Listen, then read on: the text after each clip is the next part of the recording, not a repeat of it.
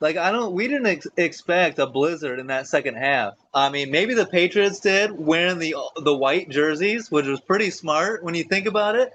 But the odds were stacked against Denver. You got a backup quarterback in there. It hasn't started a game since 2023.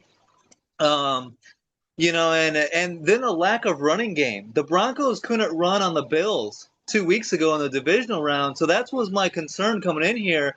Is like they don't have a running game, and they were hoping J.K. Dobbins could play. He tried to give it a go, but couldn't, and so they held him out. And what RJ Harvey led the team with 37 yards rushing. So that really puts your inexperienced backup quarterback in a bind. And once the weather turned, Denver was screwed. Denver had nothing once the weather screwed. If they didn't score on defense, they weren't scoring. And that just highlights Sean Payton's mistake early in the game. And we called it when it was happening. Everyone did. They said, you got to kick the field goal here. Tony Romo called it. You go up double digits, go up 2 scores. You know this is going to be a low scoring defensive battle. The weather might get worse later. And I just feel like Sean Payton was outcoached in this game. And when it did turn into a weather game, that was perfectly fit for Mike Vrabel and the Patriots style of play. And we said going in that turnovers are always a key in these games. And Jarrett Stidham with 2 costly turnovers, that one fumble. And tell me what you were thinking when you saw that fumble by Jarrett Stidham and he just kind of panicked and tried to get rid of it to avoid the sack. You just said it right there. He panicked, like, because Yeah. he's not in that position enough. And think about your first game, and you can tell like his face was never relaxed the whole game. Yeah. Watching it, it was just like he was just like a deer in the headlights. It looked like he didn't even know some of the plays. You can tell because, and that could have been why they got rid of Lombardi. Like, you got to know what kind of quarterback you got. You're trying to run these screens. Every screen looked uncomfortable to him.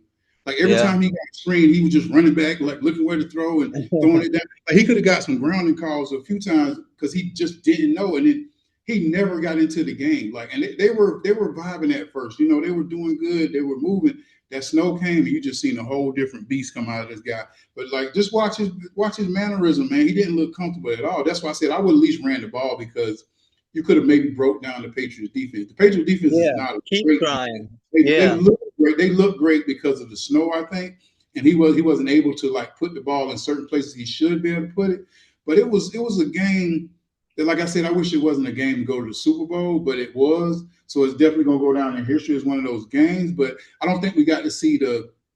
I think he could have been a better quarterback in this. He had one deep ball at the beginning, and I think that what they was going to try to utilize the whole game, but they didn't get the Yeah. opportunity. When the snow came, y'all had to like really play football, but they were getting pressure with 4 guys.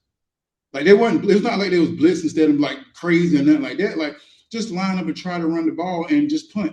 But it's like Yeah. everybody, like Exactly. fourth and one, everybody's so dynamic on this 4th and 1. They got to go for it. Because think about it, the Patriots went for it. Like, everybody's going for it, and they're not getting it sometimes, especially in crucial night. People are not taking points. And you go to the LA Rams, they did the same thing. They should have took that 3. They Yep. might have got the ball back at the end of the game, and they might have had a possibility just to need a field goal to win the game. So it's starting to die down. People, like, you're starting to look at like the 4th and 1 might not be the smartest thing for it to do. Okay, sure. Yeah. If you're like at the 50-yard line, you're at the 40 going in, yeah, that might make sense. If we got a terrible kicker, let's just go for it. I get it. But if it's like in unreasonable moments, like, 4th and 1, if you look at tape from way back in the day, like 2 years ago, I ain't gonna say too far back, but way back in the day, you see people taking field goals, 4th and 1, you see the field goal team coming out. Now you see people like, we got to go for it, we need a touchdown. And yeah, it's not making any sense at all. Casual fans that are saying that, the guys like me and you that have been watching this game and played this game from back in the day, the 90s and 2000s, know that it's football is football. And you can be all gimmicky and analytically in the regular season when it's not do or die. But we saw this 2 years ago or 3 years ago. Remember when Dan Campbell went for it on 4th down and cost the Lions in the NFC Championship game against the 49ers? When in the biggest games, you have to be smart. You have to take the points when they're there. You have to punt the ball and play defense and play the smart brand of football. And yeah, I think Sean Payton got out coached.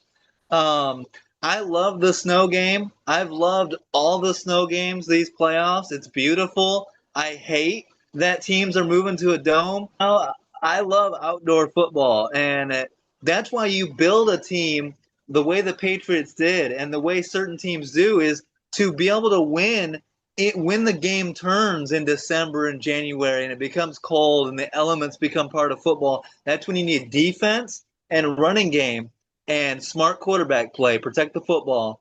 Um, but it was a great game.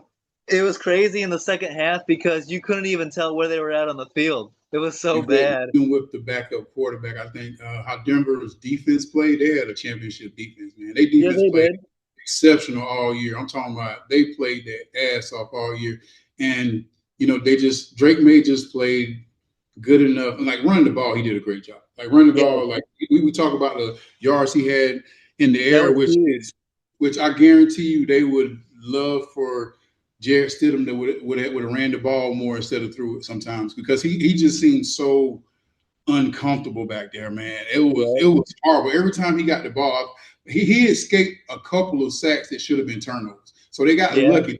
It could have easily been turnovers here and there. I saw him just escape. And maybe if they would have incorporated that running to the quarterback, like he was a quarterback, he can run a little bit. Maybe they should have incorporated that just to keep him off the field because Yeah, and it would have helped if the refs didn't step in and blow the play dead on that fumble. They've been doing that all season long. If it's a fumble, if it's a live ball, they let the defense return it for a touchdown, and then, hey, let's go back and review it, and then see, and then we can change the play. I can't stand when the refs insert themselves into a live play and assume that the play is done, assume they know what the correct call is, and then even though they got it wrong, it's no touchdown because they blew the whistle. I hate that. And it could have cost the Patriots. Luckily, Drake May ran it in for a touchdown, tied the game. It was a non issue. But I mean, we could go back quite a few years. I think it was 2017. Blake Bortles damn near could have started a Super Bowl game had the refs not blown a fumble return dead and cost the Jacksonville a defensive touchdown in that AFC Championship against New England. So I yeah, think the refs got to do so much better. if you think about the catch from Seattle by Cook, I don't know if that was a catch, but I everybody said, know they that was calling that a close. catch. The stuff they're calling catches now were not catches 3, 4, 5, 6, or 10 years ago. You just look at if that was a catch by him, that should have been a catch way back in the day. Des When Bryant, yeah, yeah, way back in the day when Bryant, that should have been a catch. If you see it, it's an obvious. That was a more catch than that was. yeah, He common sense Yeah, says he came catch. down. He did not hold it. He did not continue to through the ground, and I don't understand it. That's like even with the Denver catch. I guess I was like, I didn't think that was a. I thought it was an interception. Y'all say it was a catch. I don't like. For me, I'm like, it's so instantaneous you can't tell. But that was like, I was like, oh, they didn't get the first down. They were like, oh, first down. I was like, what? Now it's different if okay. Let's say if that was going for a touchdown, I would say yeah because he called it, and once it crossed the line, once it crossed the line, it doesn't matter. That's what I Yeah, think. Like, let's say if he would have called it and he crossed the touchdown the line, goal line. Yeah, yeah, he still crossed the goal goal. line. If he got control and he crossed it over the goal line, I would have said as a catch. But he caught it and went boom, and when he hit the ground, it came out. So that don't seem like it should have been a catch. Like you get what I'm saying, bro? Like if that would have been Yeah, because they kind of like they were seeing it as in the first down was a goal line. Like, oh yeah, he got the first down because the ball crossed the line, but he didn't catch it. That's like me catching the ball doing this and then it falling out. Like if I do this in the end zone, like once I cross the end zone, it's a touchdown. I drop it in, it doesn't matter. That's what I'm trying to yeah, say. That for me, that's what it looked like. It like they yeah. called it like a touchdown. No, they need to look at it again this offseason. I have no confidence in the refs to say what is a catch and what isn't. It's so convoluted right now, and that was another big part of that game. You know, whether he got the first down or not, whether it was a catch or not, that was huge in the outcome of that game. Also, they had been letting see they had done a great job, the refs, of staying out of the way and letting the receivers and the defenders hand fight and battle all game long. Early in the first half, you saw AJ Barner shove our guy Kobe Durant right in the face mask, and it wasn't offensive pass interference in the end zone. Yet, Yeah. in the biggest, most crucial part of that game, with just about to be the 2-minute warning, they called a ticky tack defensive hold, automatic first down for Seattle.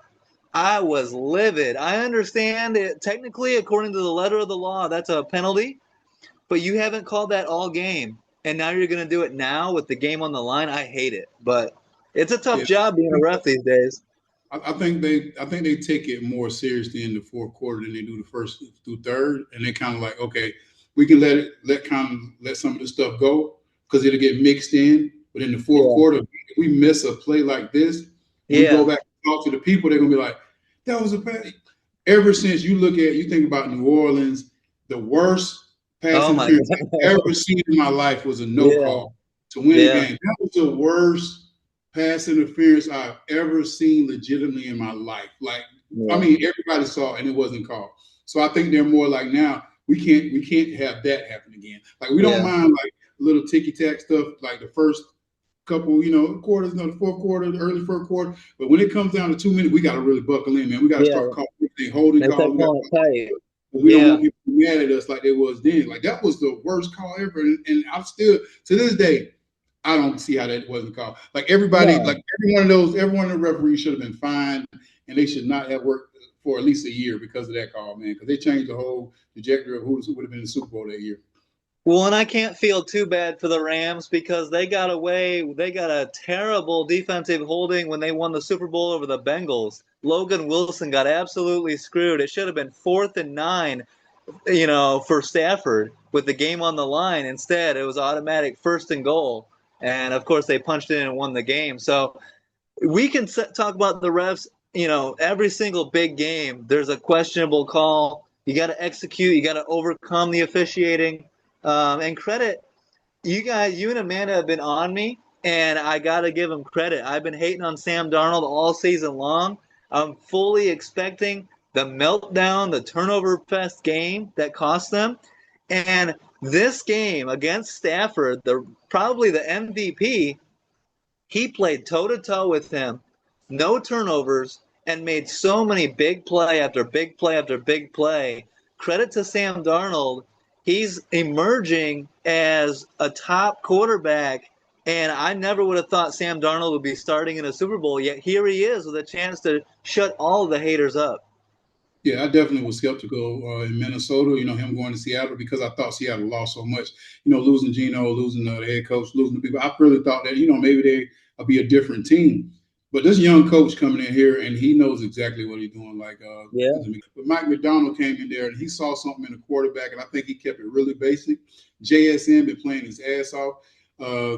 It's just been a team that's been connected, and I got a big high five to Lawrence to go, leaving Dallas 1 year and then going in there and playing. He played his butt off this year, man. Like, say why he didn't make the Pro Bowl or whatever. But he played sensational. And it's not like he had to put up a lot of numbers, but he was there when they needed him. He made plays when they needed big plays. His 10 years in Dallas and to go that 1 year and play well and to play good enough to show that I still have something in the tank and I am worthy to be a Super Bowl. And I think we should not take something away from Sam Darnold, even if this is his last good year.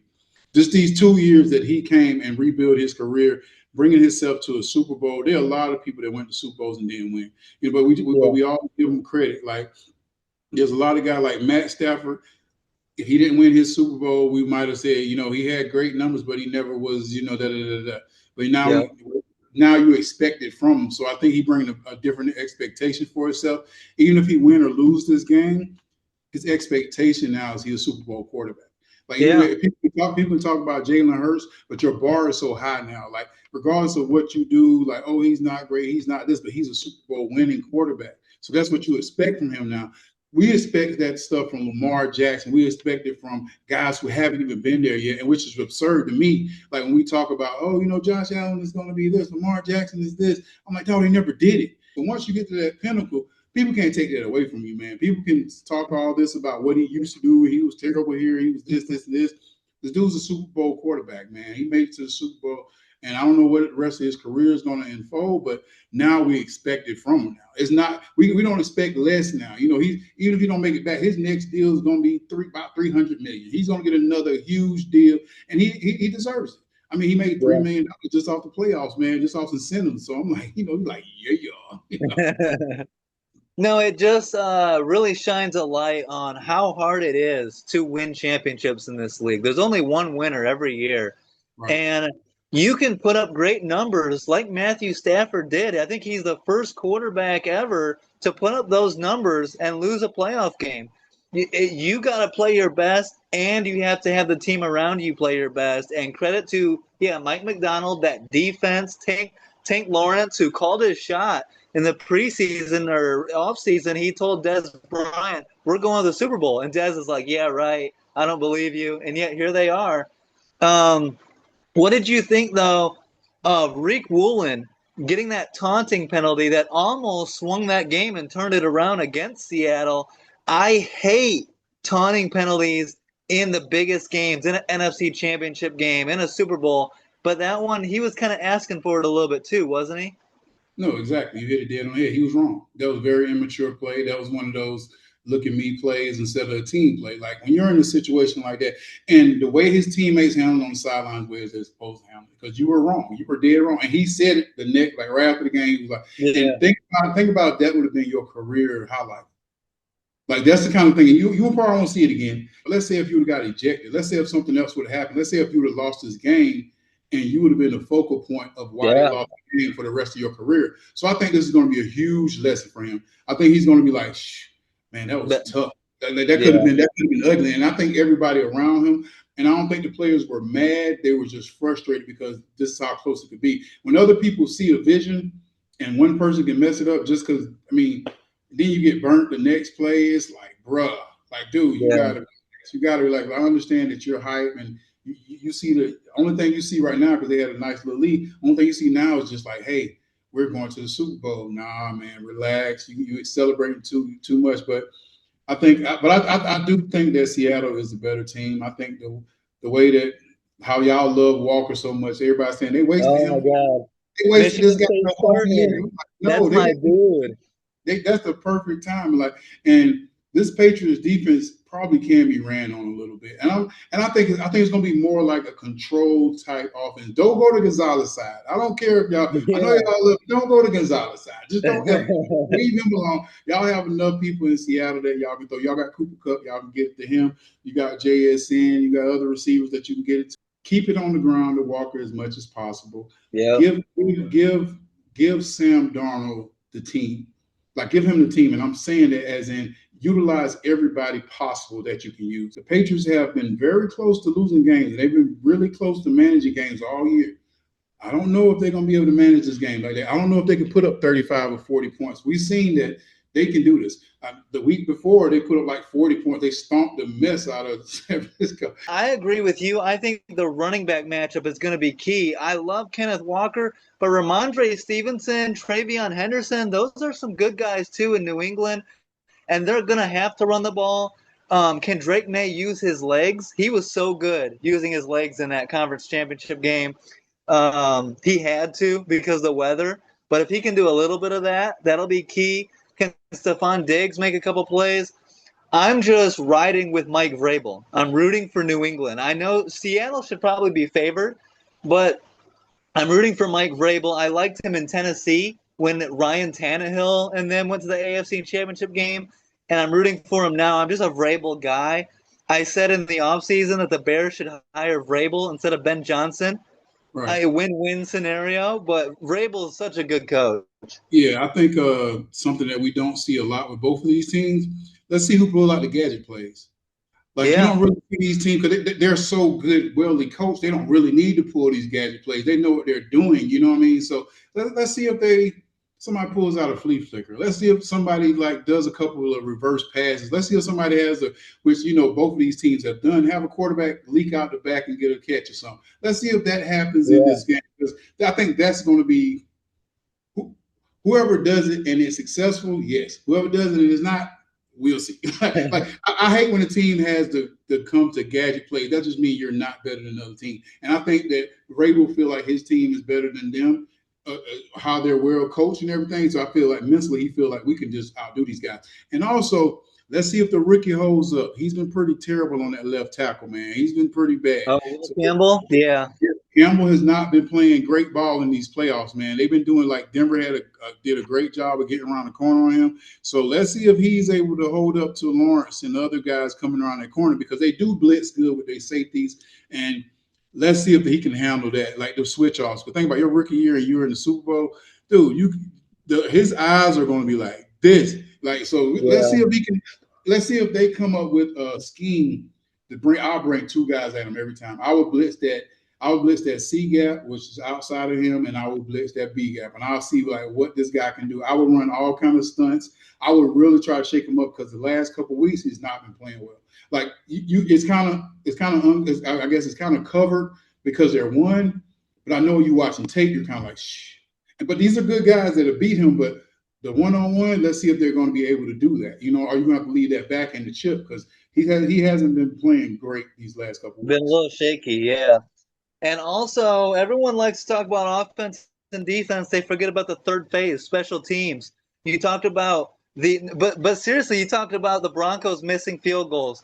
You look at the Rams returner muffing 2 punts, and then the steal of the year at the trade deadline, Seattle getting Rashid Shaheed, and he's been impactful as hell returning the ball.